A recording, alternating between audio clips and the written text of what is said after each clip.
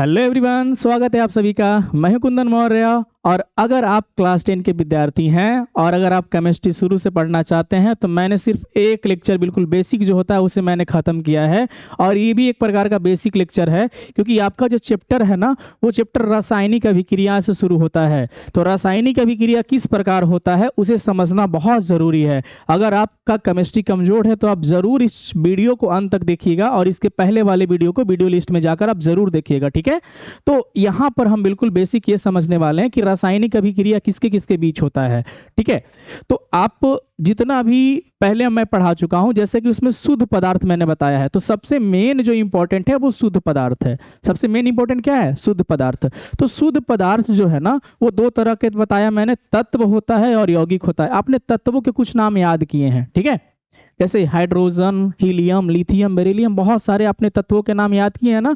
तो उन तत्व के जो परमाणु होते हैं वो आपस में अभिक्रिया करके क्या बना लेते हैं? यौगिक। जैसे हाइड्रोजन के परमाणु और ऑक्सीजन के परमाणु मिलकर जल बन गया, जैसे कार्बन का परमाणु और ऑक्सीजन के परमाणु मिलकर कार्बन डाइऑक्साइड बन गया। ऐसे बहुत सारे यौगिक बनते हैं, उनका सूत्र आपको पूरा का पूरा क्लास 10 के अंदर पढ़ना है। तो चलिए एक एक करके जरा देख लेते हैं। सबसे पहले आपको मेन क्या ध्यान रखना है और कहाँ से आपको शुरू करना है। सबसे मूल बात आपको क्या याद रखना है? सबसे मूल बात क्या है बाबू? जितना भी तत्व, जैसे आपके पास टोटल 118 तत्व है ना, तो जितना भी तत्व होगा सबसे छोटा कण क्या होगा? परमाणु, ठीक है। तो कई तत्व ऐसे होते हैं जो दो या दो से अधिक परमाणुओं के समूह के रूप में पाए जाते हैं और उन्हीं को क्या कहा जाता है बाबू?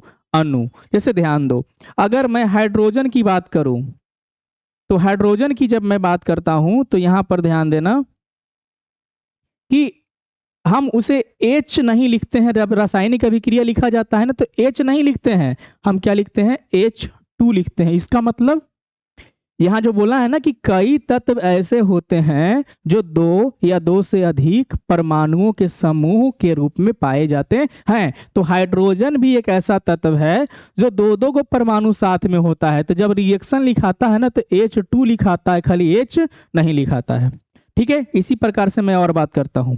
जैसे कि ऑक्सीजन, तो मैं O2 लिखूंगा। क्या लिखूंगा? O2, सिर्फ O नहीं लिखूंगा। यानी कई तत्व ऐसे हैं बाबू, सिर्फ खाली हाइड्रोजन ऑक्सीजन नहीं है, बहुत सारे ऐसे तत्व हैं। मैं बताऊंगा कौन कौन से आपको ध्यान में रखना है।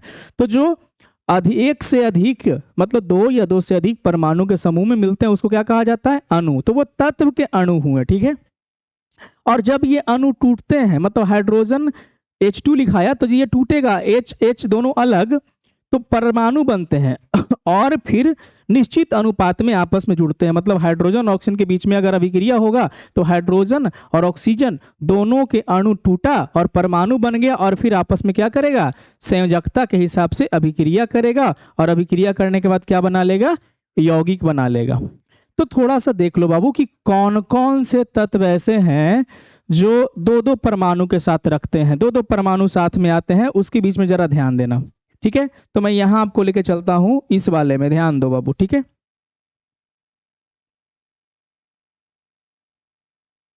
तो जो तत्व है ना, जो 118 तत्व है, आपके पास बड़ा सा आवर्त सारणी का होगा। आप रासायनिक भाषा खरीदेंगे किताब तो, नहीं तो आप पीरियोडिक टेबल खरीदिएगा, उसमें देखिएगा। तो जो भी तत्व होते हैं, अगर उसमें जो धातु है, जैसे आप ध्यान दो, lithium, sodium, potassium, rubidium, caesium, francium, ये सभी धातु है। या फिर कोई अकीरिय गैस है। ऐसे अकीरिय गैस तो रिएक्शन में भाग बहुत कम लेता है, ज़ेनॉन वगैरह भाग लेता है। तो अकीरिय गैस जो है, अकीरिय गैस धातु में नहीं आता है, आप ध्यान रखना। लेकिन जो भी है इसमें जितना लिखा हुआ है, चाहे वो धातु हो चाहे वो अकीरिय गैस के अधातु हो, तो ये जितना लिखा हुआ है ना, ये सभी के सबू कैसे होते हैं?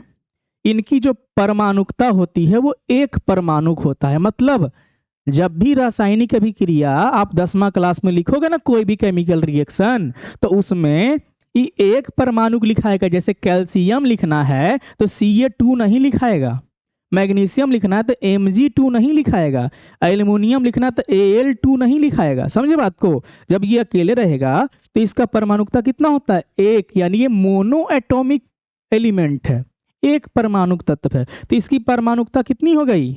एक। ध्यान देना बाबू, इसकी जो परमाणुकता है वो कितनी हो गई?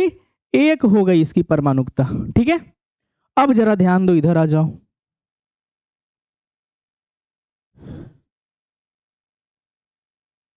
आप ये देखो, hydrogen H2, nitrogen N2, oxygen O2, fluorine F2, chlorine Cl2, bromine Br2, iodine I2। मतलब अगर हमको रिएक्शन लिखना पड़ेगा और ये सब रिएक्शन में अगर अकेले आता है तो H नहीं बल्कि H2, मतलब हाइड्रोजन तत्व के एक परमाणु अकेले नहीं, दो दो परमाणु साथ में होते हैं, तो ऐसा लिखाएगा। ठीक है। हालांकि ऑक्सीजन के जब 3 परमाणु मिलते हैं तो क्या बन जाते हैं? ओजोन। क्या बन जाते हैं? ओजोन। उसी प्रकार एक और तत्व फास्फोरस है, उसके 4 परमाणु आपस में रहते हैं तो उसको लिखाया जाता है P4। ठीक है, मतलब इसके 4 परमाणु आपस में हैं।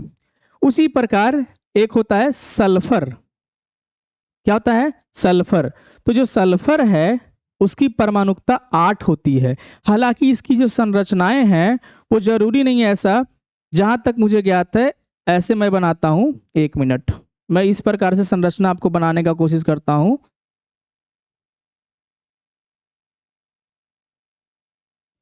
ये क्या हो गया? अच्छा 1 मिनट, अब ध्यान देना बाबू। इस प्रकार से आप ध्यान दे रहे हो, बोर्ड पे आप ध्यान देना, ठीक है। तो मैं जितना ये बनाया हूं ना, सब जगह पे सल्फर काउंट कर लो। 1 2 3 4 5 6 7 8, हर कोने पे 1 2 3 4 5 6 7 8। तो S8 इस प्रकार से होता है, ठीक है। जिसको क्राउन शेप भी कहा जाता है। ठीक है।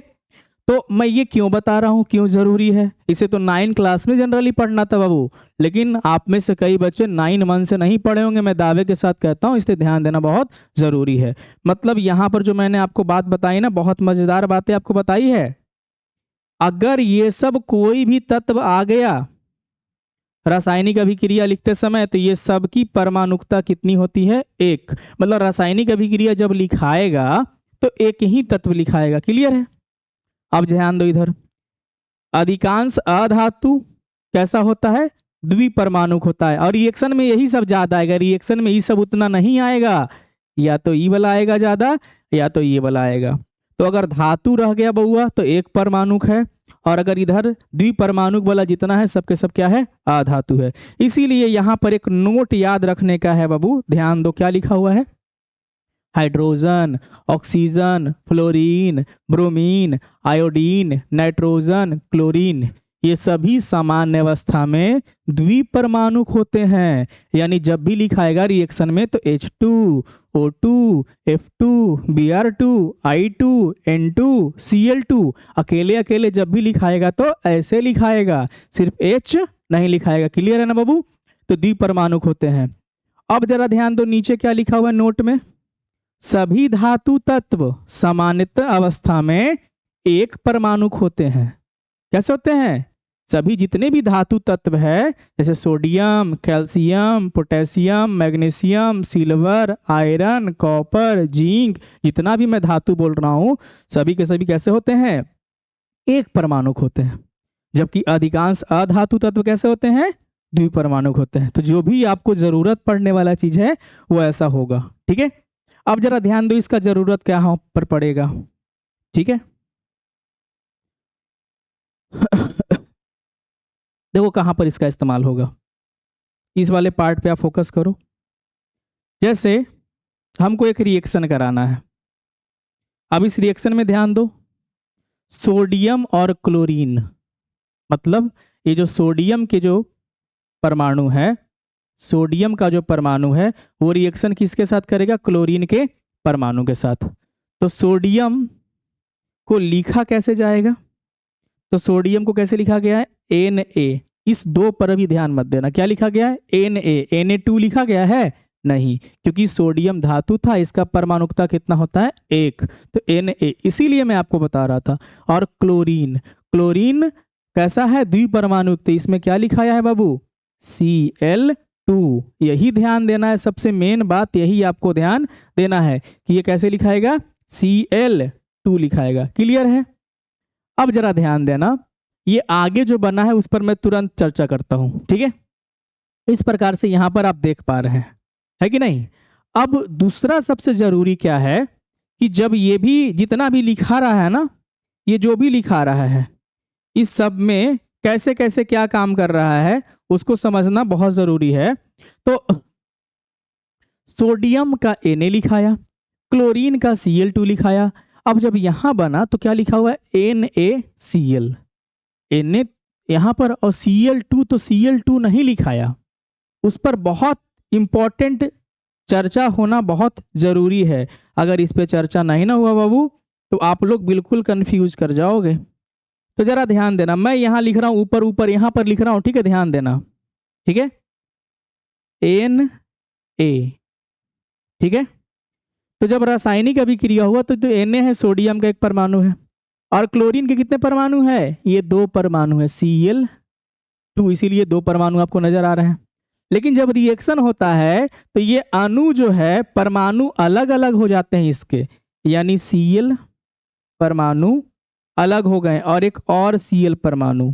अब जरा समझना, जब एक तत्व का परमाणु जैसे कि सोडियम है, तो सोडियम का परमाणु जब दूसरे तत्व के परमाणु के साथ मिलेगा तो इसका एक अपना क्षमता है जिसको कहते हैं संयोजकता, और इसका अपना एक क्षमता जिसको कहते हैं संयोजकता।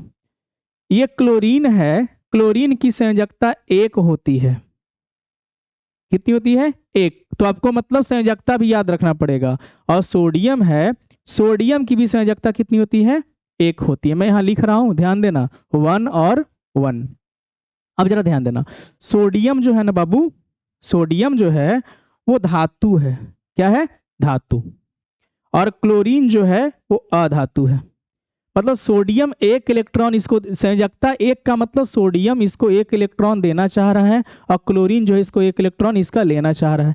तो ये 1 देगा और इसका 1 परमाणु, मतलब सोडियम का दोनों का संयोजकता 1 है। तो 1 सोडियम के परमाणु 1 क्लोरीन के परमाणु के साथ मिल जाएगा और क्या बना लेगा बाबू, NaCl। तो रिएक्शन तो लिखा जाएगा NaCl, लेकिन ध्यान देना, मतलब कि ये तो ऐसे लिखाया Na प्लस Cl2 और क्या बना NaCl, लेकिन ये अब ये 2 और ये 2 क्यों है, क्योंकि इधर क्लोरीन 2 परमाणु है, जैसे कि देख रहे 1 परमाणु और दूसरा परमाणु भी है। तो इस परमाणु के लिए भी, इस क्लोरीन के परमाणु के लिए भी एक और सोडियम चाहिए ना, तो इसीलिए सोडियम के परमाणु कई गो आएगा, 2 गो। और ये क्लोरीन के एक अणु में 2 गो परमाणु है, तो आपस में मिलके ऐसा ऐसा NaCl और एक और सोडियम आएगा, तो एक और सोडियम, ठीक है। तो एक और सोडियम एक और क्लोरीन के साथ, एक और सोडियम एक और क्लोरीन के साथ मिलके एक और सोडियम क्लोराइड बना लेगा, ठीक है, एक और सोडियम क्लोराइड बना लेगा। तो ये यहां पर हुआ रिएक्शन कि सोडियम का 1 परमाणु का संयोजकता होता है 1 और क्लोरीन के 1 परमाणु का संयोजकता होता है 1। तो जब दोनों का संयोजकता सेम है तो एगो सोडियम के साथ एगो क्लोरीन मिलेगा, तो NaCl बन गया। तो जो दूसरा का क्लोरीन बचा है उसके लिए एगो और सोडियम आना पड़ेगा ना, तो 2 गो सोडियम यहाँ लिखना पड़ा। अब लग रहा होगा ना आपको कि Na2 लिख देता, नहीं, क्योंकि सोडियम के परमाणु अकेले अकेले होते हैं, तो 2 गो अकेले अकेले परमाणु को लाना पड़ेगा, तो ऐसे लिखेंगे। और क्लोरीन के परमाणु 2 गो साथ में होते हैं, तो क्लोरीन Cl2 ऐसे ऐसे आएगा, जब भी आएगा तो 2 गो आएगा, फिर 4 गो आएगा, फिर 6 गो आएगा। समझ रहे हो बात को। और ये अकेले अकेले होता है तो 1 2 3 अपने हिसाब से आएगा। तो इसका भी संयोजकता 1 और इसका भी संयोजकता 1। तो 1 सोडियम को 1 क्लोरीन के साथ मिलके NaCl बना, तो अगला क्लोरीन के लिए एगो और सोडियम आएगा ना, तो उसके तो 2 गो NaCl बन गया। ये तो हुआ एगो रिएक्शन, ठीक है। अब आगे चलो, अगले रिएक्शन की ओर चलो। यहां ध्यान देना, ये आपको दिख रहा है, दिख रहा है, मैग्नीशियम प्लस ऑक्सीजन। तो मैग्नीशियम धातु है, मैग्नीशियम क्या है, धातु। तो जब मैग्नीशियम धातु है इसकी परमाणुकता 1 होती है। जरा ध्यान दो, अभी अभी बताए हैं, ये जितना भी दिख रहा है ना, ये आपको जितना भी दिख रहा है ये सभी का परमाणुकता कितना होता है, 1। ये सभी के परमाणुकता कितना होता है, 1 होता है, ठीक है। तो ध्यान रखना इस बात को। तो ये है हमारा,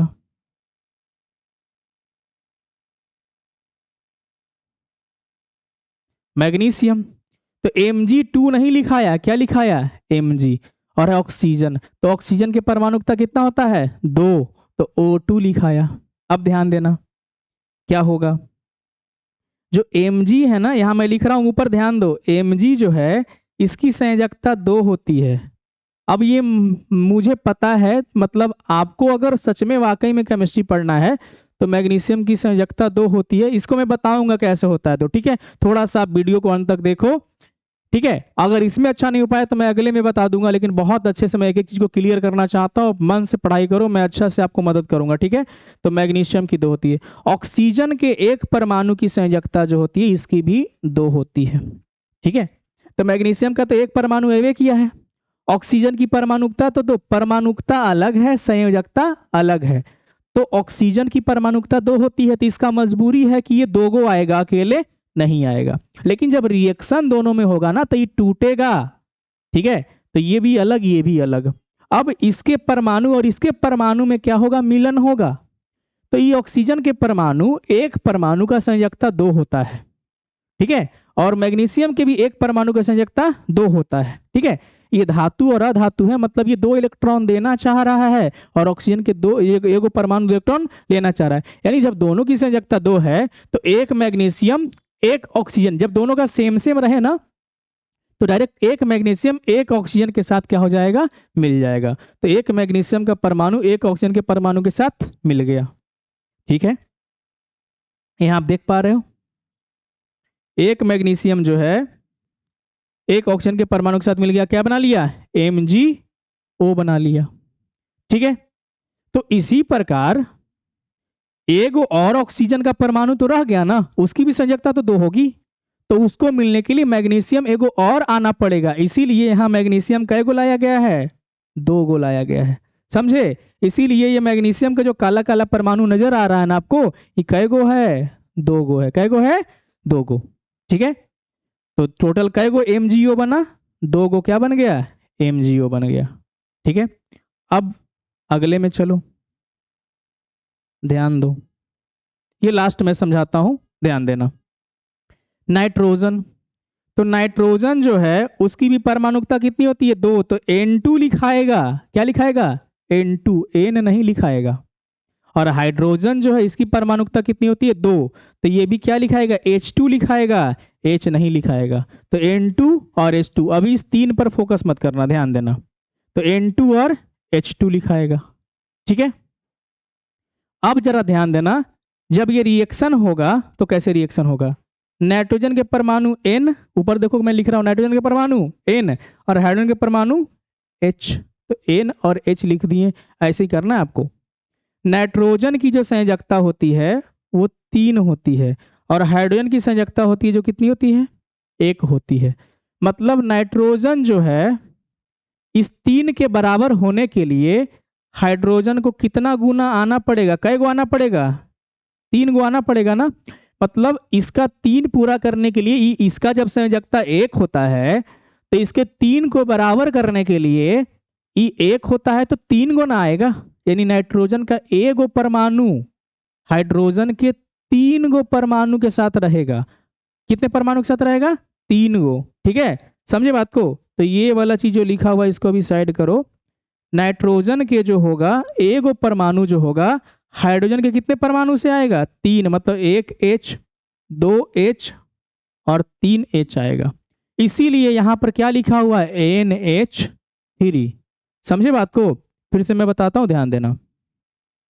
नाइट्रोजन N2 क्यों लिखा है बउआ, क्योंकि नाइट्रोजन की परमाणुकता 2 होती है तो हमें रिएक्शन में N2 लिखना पड़ेगा। हाइड्रोजन की परमाणुकता 2 होती है तो हम रिएक्शन में H2 लिखेंगे, लिख दिए N2 और H2। नाइट्रोजन N हम यहाँ लिखे, इसकी संयोजकता कितनी होती है, 3। हाइड्रोजन 1 लिखे, इसकी संयोजकता कितनी होती है, 1। क्या ये बराबर है, नहीं। बराबर करने के लिए इसको 3 करना पड़ेगा ना, तब तो ये 3 के बराबर होगा। यानी हाइड्रोजन कै परमाणु आएगा, 3 गो, और नाइट्रोजन अकेले, ये अकेले 3, तो ये 3 गो आएगा तब तो 3, तो 1 N पे कै H, 3H, तो 1 N पे कै H, 3H। तो उसी प्रकार से 2 गो N है तो कै H, 6 गो H, तो इसीलिए यहाँ 3 से गुना किया तो 3 दूनी 6। तो ऐसा ऐसा एक n पे 3H और फिर एगो और n पे 3H तो NH3 और फिर NH3, मतलब ऐसा ऐसा कै को बनेगा, एक n पे 3H और फिर एगो और n पे 3H तो NH3 कै को बनेगा, 2 को बनेगा। इस प्रकार होता है बाबू रिएक्शन। क्या होता है इस प्रकार रिएक्शन। ये सब अभी छोड़ो, ये सब में थोड़ा मोड़ा गड़बड़ी है, ठीक है। ये आप समझ में आ गया। तो किसी भी रिएक्शन को लिखने के लिए आपको क्या जरूरी होगा, सबसे बड़का जरूरी ये है बाबू, सबसे बड़का जरूरी कौन सी है, ये जो दिख रहा है ना बोर्डवा पे, ये है सबसे बड़ा जरूरी कि कौन कौन एक परमाणुक होता है और कौन कौन द्विपरमाणुक होता है, तब ना रिएक्शन लिख पाओगे। इसके बाद दूसरा चीज क्या जरूरी है, ध्यान देना, दूसरा चीज क्या जरूरी है दूसरा चीज जरूरी है ये वाला संयोजकता। मैं आपको यहां पर दिखा दे रहा हूं, दिख रहा है सोडियम की संयोजकता 1, पोटेशियम की संयोजकता 1, लिथियम की संयोजकता 1, अमोनियम की संयोजकता 1, चांदी की संयोजकता 1, हाइड्रोजन की संयोजकता 1। ये सब जितने भी है सब प्लस वाले हैं, ठीक है। माइनस वाले में जरा ध्यान दो, ऑक्सीजन अभी अब देखे थे ना, इसकी संयोजकता कितनी होती है 2, सल्फाइड इसकी संयोजकता 2। तो अगर ये दोनों अगर आप याद रख लोगे तो अगर कोई भी आपको रिएक्शन लिखना होगा तो आप आसानी से लिखोगे, ध्यान देना जैसे कि, ठीक है।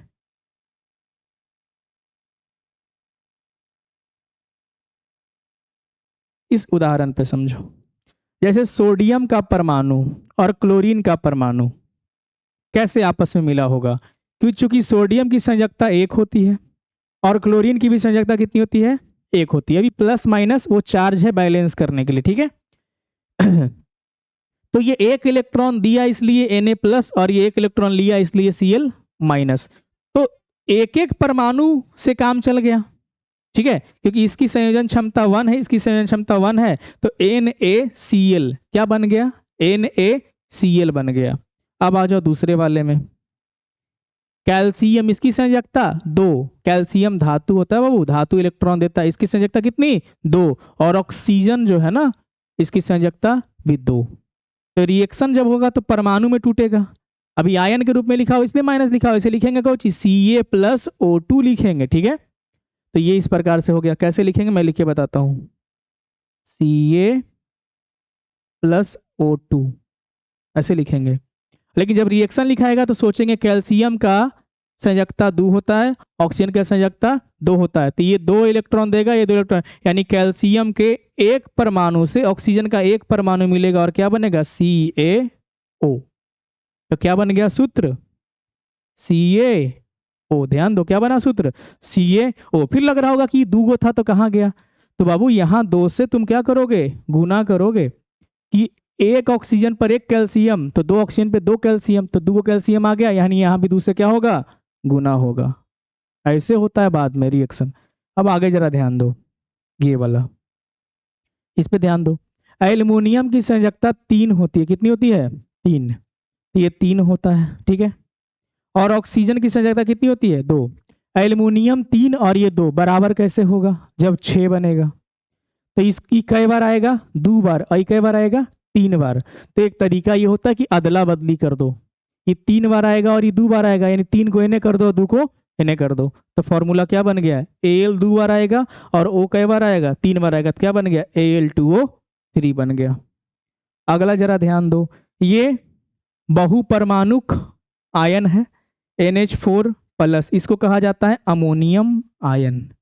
इसकी संयोजकता कितनी होती है 1, इसको याद रखना बहुत जरूरी है, समझना जरूरी है। अब ये SO4 इसको कहते हैं सल्फेट आयन, इसकी संयोजकता कितनी होती है 2, माइनस इसलिए क्योंकि ये इलेक्ट्रॉन लेने वाला है और ये एक इलेक्ट्रॉन देने वाला है। अब देखो दोनों में कैसे चर्चा हो रहा है, ये अमोनियम कह रहा है कि हम एक इलेक्ट्रॉन दे सकते हैं तुम्हारे साथ गठबंधन के लिए, सल्फेट कह रहा है हमें 2 इलेक्ट्रॉन की जरूरत है, तो ये एक अमोनियम आयन 1 इलेक्ट्रॉन दे सकता है और ये एक सल्फेट आयन 2 इलेक्ट्रॉन इसको डिमांड है। तो ऐसा ऐसा अमोनियम आयन कई गो आएगा, तो एगो जब एगो दे सकता है तो एगो और आ जाएगा, तो 2 गो नहीं दे देगा इसको, यानी 2 को Na कर दो और 1 को इधर कर दो, यानी ये NH4 जो है वो कै गो आएगा, ध्यान दो, NH4 जो है वो कै गो आएगा, 2 गो, देखो ध्यान दो कै गो आएगा, 2 गो। और ये जो SO4 है वो कै गो आएगा, 1 गो है। SO4 वैसे का वैसे ही हो गया। और NH4 जो है उसको ब्रैकेट करके लिखेंगे 2 गो, क्योंकि ये बहु परमाणु आयन है, इसीलिए ब्रैकेट करके 2 लिख दिए। समझे बात को? क्लियर है? तो NH4 2SO4। इसी प्रकार परमाणु जो है, अणु जो है, या अणु टूट के परमाणु बनता है, या इस प्रकार के आयन जो है मिलकर क्या बनाते हैं, यौगिक बनाते हैं, और रासायनिक अभिक्रिया पूरा होता है। ठीक है। तो आई होप आपको ये समझ में आया होगा, और आपको ये सभी चीजों का, ये जो मैं बता रहा हूं ये पूरी तरीके से यही सब एग्जैक्ट आपको चाहिए। ठीक है। तो आप के मौर्य व्हाट्सएप चैनल पर जुड़ जाइएगा या टेलीग्राम चैनल पर। ठीक है, मैं कोशिश करूंगा, लिंक डाल दूंगा ताकि आप अच्छे से कर लेना। तो ध्यान देना बाबू, यही सब चीजें हैं, और अगर इन चीजों को नहीं कर पाए तो समस्या बढ़ जाएगा। ठीक है। आई होप आपको ये समझ में आ गया होगा कि किस प्रकार सभी मिलकर अभिक्रिया करेगा। ठीक है। तो इसी को मेन समझना बहुत जरूरी होता है। अगर इसको समझ गए तो फिर क्लियर है। ठीक है। अगर ये सब सारा चीज समझ गया तो क्लियर है।